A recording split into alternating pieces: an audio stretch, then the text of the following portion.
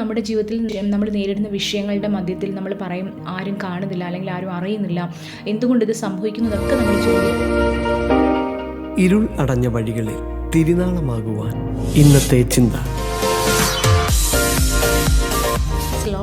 Excel media ഇന്നത്തെ ചിന്തയിലേക്ക് എല്ലാ പ്രിയമുള്ളവർക്കും സ്വാഗതം.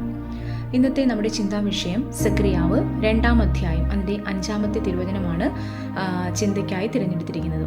അവിടെ ഇങ്ങനെ വായിക്കുന്നു: എന്നാൽ ഞാൻ അതിനു ചുറ്റും തീമതിലായിരിക്കും, ഇസ്രായേലിന്റെ ദൈവം അതിൻ്റെ മഹത്വമായിരിക്കും. Praise Lord.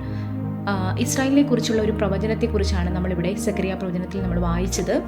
ഇവിടെ ദൈവം പറഞ്ഞിരിക്കുന്ന ഒരു കാര്യമെന്ന് പറയുന്നത്, ഞാൻ അതിനു ചുറ്റും തീമതിലായിരിക്കും, അതിൻ്റെ നടുവിൽ മഹത്വമായിരിക്കും.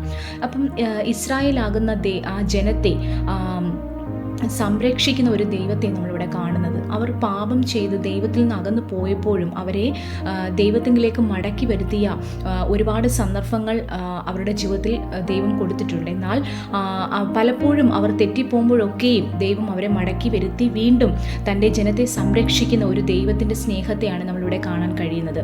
നോക്കൂ, ഞാൻ അതിനു ചുറ്റും തീമതിലായിരിക്കും എന്ന് പറയുമ്പോൾ ആളില്ലാതെ കിടക്കുന്ന ഒരു പ്രോപ്പർട്ടി അത് മറ്റൊരാൾ പണം കൊടുത്ത് വാങ്ങിക്കഴിയുമ്പോൾ ആ വ്യക്തിയുടേതായി മാറുകയാണ്. പിന്നീട് ആ പ്രോപ്പർട്ടിയിൽ ഒരു മനുഷ്യനും അതിക്രമിച്ച് കടക്കാൻ കഴിയത്തില്ല. കാരണം അത് മറ്റൊരാളുടേതായി കഴിഞ്ഞു. ആ വ്യക്തിയുടെ അനുവാദം കൂടാതെ ആ പ്രോപ്പർട്ടിയിൽ ആർക്കും പ്രവേശിക്കാൻ കഴിയത്തില്ല എന്ന് പറയുന്നത് പോലെ നമ്മളെ കർത്താവ് അല്ലെങ്കിൽ ദൈവം പാപത്തിൻ്റെ പടുകുഴിയിൽ നിന്ന് അല്ലെങ്കിൽ പിശാചിൻ്റെ അടിമത്തത്തിൽ നിന്നും നമ്മളെ മോചിപ്പിച്ച് ദൈവത്തിൻ്റെ സംരക്ഷണമായ ദൈവത്തിനകത്ത് നമ്മളെ ആക്കി വെച്ചിരിക്കുകയാണ്. അതിനു ചുറ്റും ദൈവം തീമതിലായി നിൽക്കുകയാണ്. നമുക്ക് ചുറ്റും ഒരു പ്രൊട്ടക്ഷൻ അല്ലെങ്കിൽ നമുക്ക് ചുറ്റും എപ്പോഴും ഒരു സംരക്ഷണം ഉണ്ടെന്ന് നാം മറന്നു പോകരുത്. പലപ്പോഴും നമ്മുടെ ജീവിതത്തിൽ നമ്മൾ നേരിടുന്ന വിഷയങ്ങളുടെ മധ്യത്തിൽ നമ്മൾ പറയും ആരും കാണുന്നില്ല, അല്ലെങ്കിൽ ആരും അറിയുന്നില്ല, എന്തുകൊണ്ട് ഇത് സംഭവിക്കുന്നതൊക്കെ നമ്മൾ ചോദിക്കുമ്പോഴും ഒരു കാര്യം മനസ്സിലായിരിക്കണം, അതിൻ്റെ ചുറ്റും തീമതിലായി ദൈവത്തിൻ്റെ സാന്നിധ്യമുണ്ട്.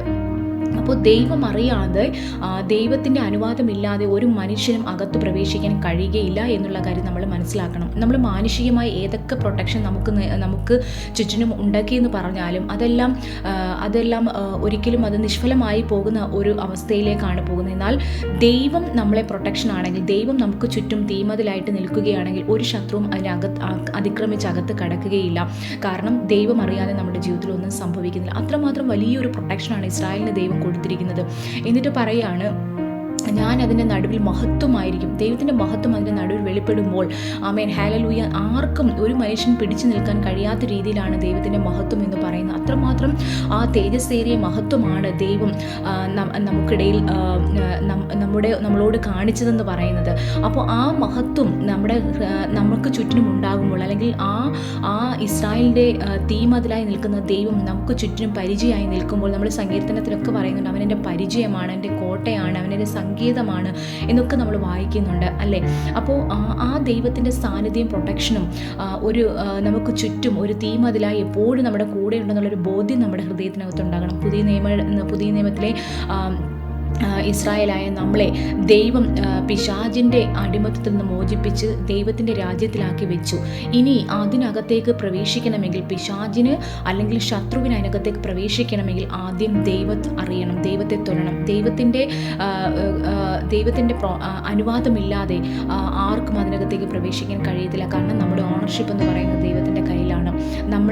നമുക്കൊരു ഉത്തരവാദിത്വം, നമ്മുടെ മേൽ ദൈവത്തിനൊരു റെസ്പോൺസിബിലിറ്റി ഉണ്ട്. കാരണം രക്തം കൊടുത്ത് വിലയ്ക്ക് വാങ്ങിയതാണ് നമ്മളെ. അങ്ങനെയാണെങ്കിൽ അതിനകത്തേക്ക്, അല്ലെങ്കിൽ നമ്മുടെ ഒരു കാര്യത്തിന്മേലും ദൈവം അറിയാതെ ഒന്നും സംഭവിക്കത്തില്ല എന്നൊരു ഉറപ്പ് നമ്മുടെ ജീവിതത്തിൽ ഉണ്ടായിരിക്കണം. ഇന്നെ കേൾക്കുന്ന പ്രിയമുള്ളവരോട് എനിക്ക് പറയാനുള്ളത്, നമുക്ക് ചുറ്റും എപ്പോഴും ഒരു തീമതിലുണ്ട്. നമുക്ക് ചുറ്റും ഒരു ദൈവത്തിൻ്റെ മഹത്വം വെളിപ്പെട്ട് നിൽക്കുന്നുണ്ട്. നമ്മൾ ഒരു പക്ഷേ നമ്മുടെ മാനുഷിക കണ്ണുകൊണ്ട് നമുക്കത് കാണാൻ കഴിയുന്നില്ലെങ്കിലും ആ ദൈവത്തിൻ്റെ സാന്നിധ്യം, ദൈവത്തിൻ്റെ പ്രൊട്ടക്ഷനും എപ്പോഴും നമുക്ക് ചുറ്റിനുമുള്ളത് കൊണ്ട് ഒരിക്കലും നമ്മൾ ഭയപ്പെടേണ്ട ആവശ്യമില്ല. ദൈവം അറിയാതെ നമ്മുടെ ജീവിതത്തിൽ ഒന്നും സംഭവിക്കുന്നില്ല.